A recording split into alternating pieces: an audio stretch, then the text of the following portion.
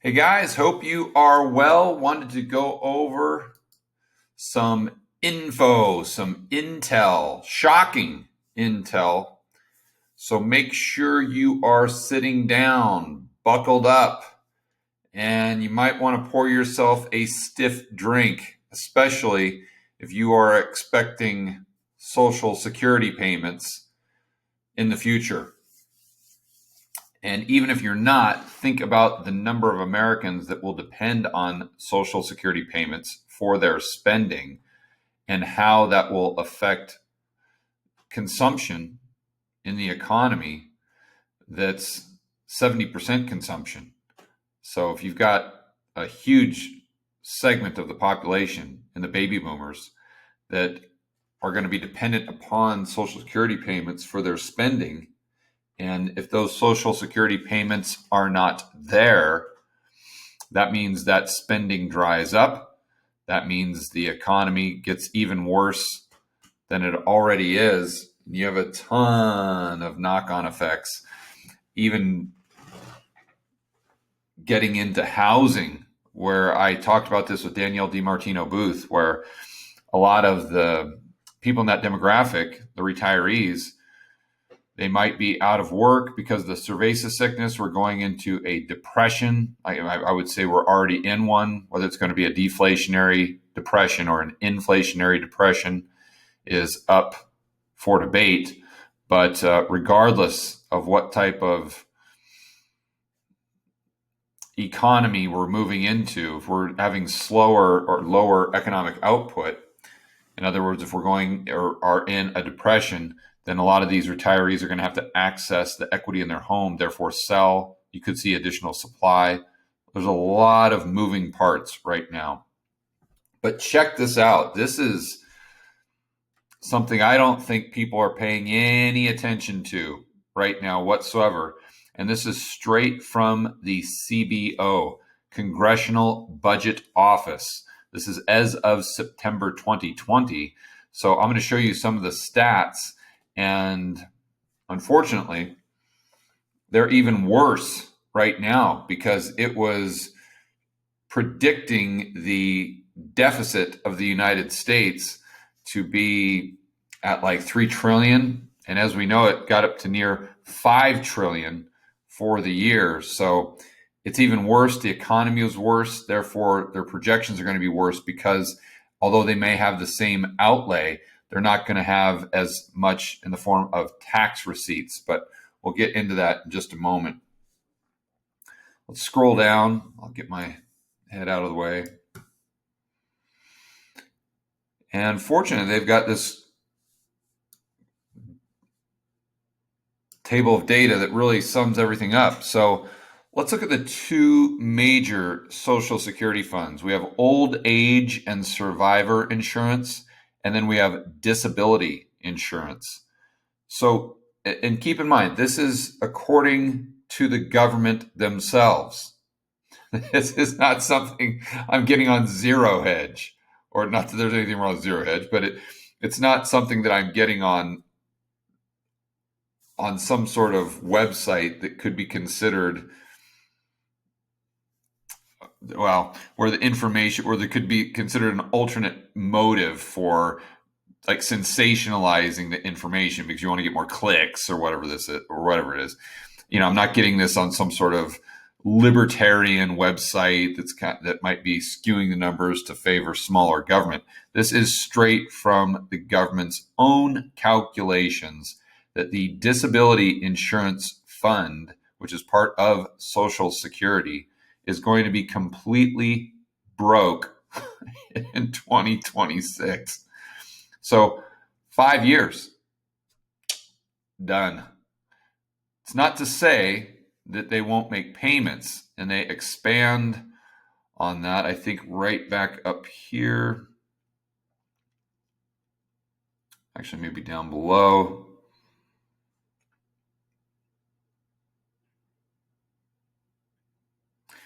Here we go. So we'll just go ahead and read this whole paragraph.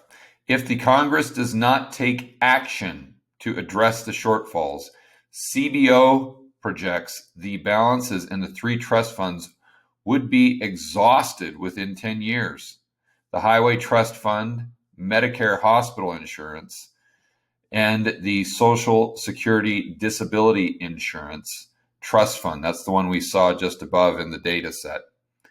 No provisions in the law dictate the fund's procedure once their balances are depleted.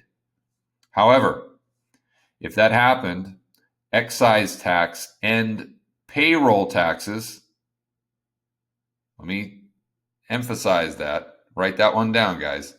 We're going to touch on that in a moment. And payroll taxes designated for the funds would continue to be collected. So what they're saying here, and they expand on this,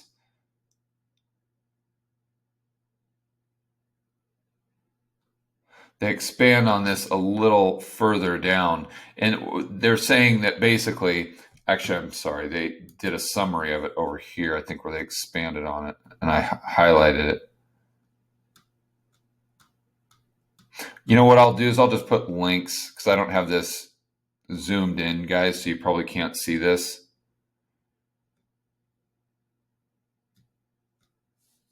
Actually, maybe it was over here. Here we go.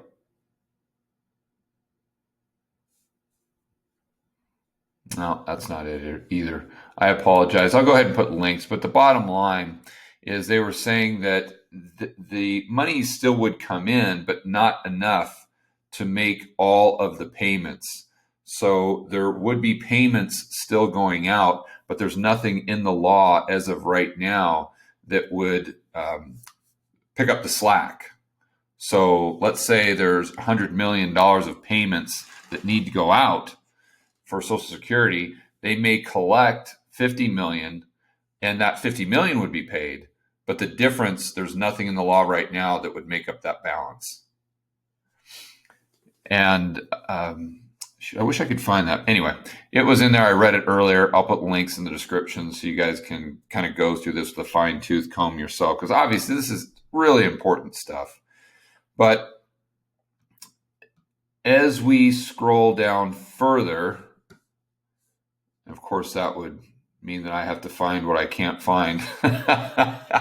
It was basically stating that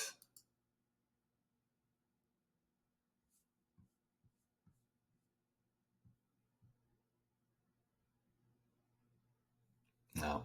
Okay, so basically it was stating the main source of revenue for the Social Security Fund is payroll taxes. I know they say excise and payroll taxes, but and I had it in another article here somewhere. But it's mostly payroll taxes. But let's think this through. If we have unemployment at, call it, I mean, what the government's admitting to is 8 or 9%, but you guys know those numbers are totally bogus. When you look at the amount of people that actually are not working, it's closer to, or underemployed, it's closer to 15, I mean, maybe even 20% right now. And then we're paying people to stay home.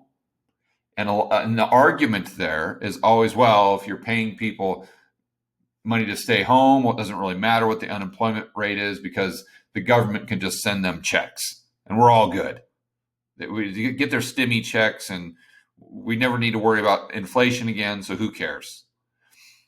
What those people aren't considering is, although there is income taxes on the stimmy checks, there isn't payroll taxes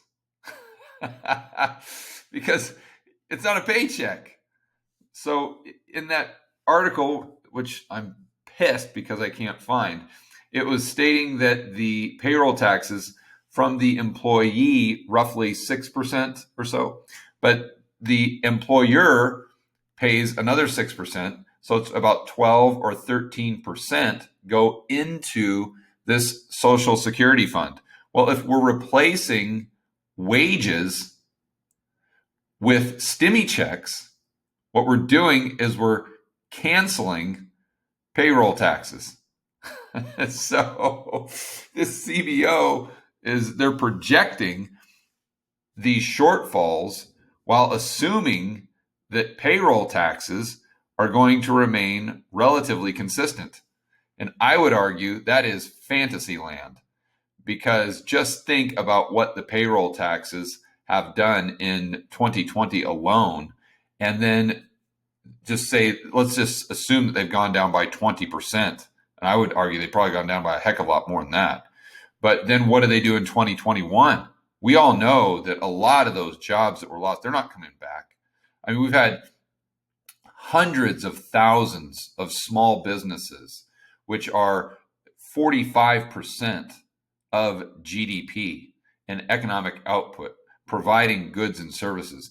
We've had hundreds of thousands of those businesses are gone forever, not coming back. Therefore, those payroll taxes are not being paid to the government. So if we're looking at a shortfall of 5 years with a disability, and the main Social Security fund, they're not out of the woods by any stretch, because look at when they run out of money, they basically go bust in, call it 2031, 32.